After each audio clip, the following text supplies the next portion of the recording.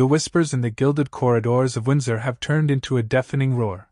The Duke and Duchess of Sussex are reportedly orchestrating a high-stakes, permanent return to British soil.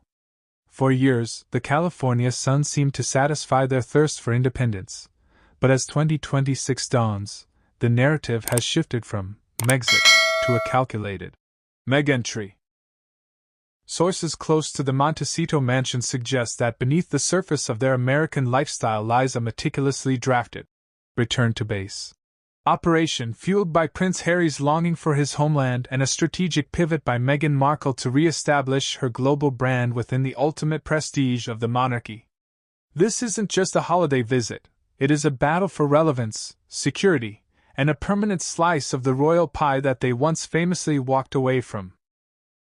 The cornerstone of the secret plan hinges on the ongoing legal warfare surrounding their taxpayer-funded security. Harry has been relentless in the UK courts, asserting that he cannot bring his family home without 24-hour armed protection. Critics, however, view this not as a safety concern, but as a political lever. By demanding working royal levels of security while remaining essentially private citizens, the Sussexes are attempting to rewrite the very rules they broke.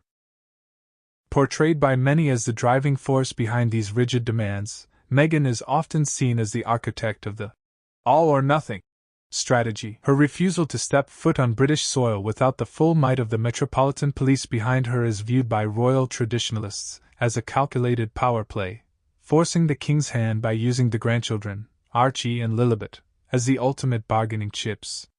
While Harry may be driven by nostalgia and a desire to mend fences with King Charles, Meghan's alleged conditions for a return have sent shockwaves through the palace. Insiders claim the Duchess isn't looking for a humble apology. She is seeking a total vindication. Reports suggest her secret plan includes demands for a permanent, prestigious residence like Highgrove or a refurbished wing of a royal estate to ensure they are never second best to the Prince and Princess of Wales. A desire to use the Invictus Games 2027 in Birmingham as a platform to relaunch her image, effectively making her the face of the modern UK monarchy. A choreographed, public show of support from Catherine, the Princess of Wales, to neutralize years of negative press. This "my way or the highway" approach has solidified Meghan's reputation as the controversial disruptor. To her detractors, she is not returning out of duty, but out of a realization that the Sussex brand loses its luster without the proximity to the crown. Reputational damage. By dragging the royal family's internal communications into open court, Harry has effectively sealed the rift with Prince William.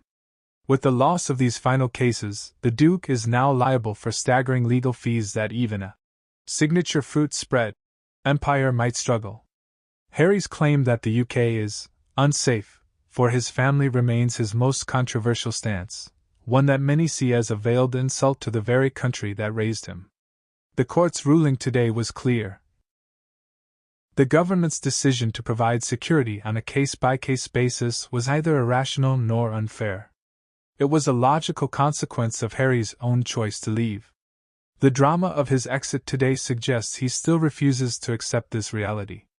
As the Duke's plane prepares to take him back across the Atlantic, he leaves behind a Britain that is increasingly indifferent to his plight. The Meghan Markle era of the monarchy has been defined by noise, lawsuits, and a constant sense of crisis. But as Harry flees the court, the noise is finally dying down. He isn't returning to California as a victor or a reformer. He is returning as a man who played his final card and lost. The question now is whether the Duke and Duchess can survive without the villain of the British press to fight against. With the legal cases closed and a final defeat etched into the history books, the Sussexes may find that their most dangerous enemy isn't the media or the Home Office. It's the silence that follows a lost war.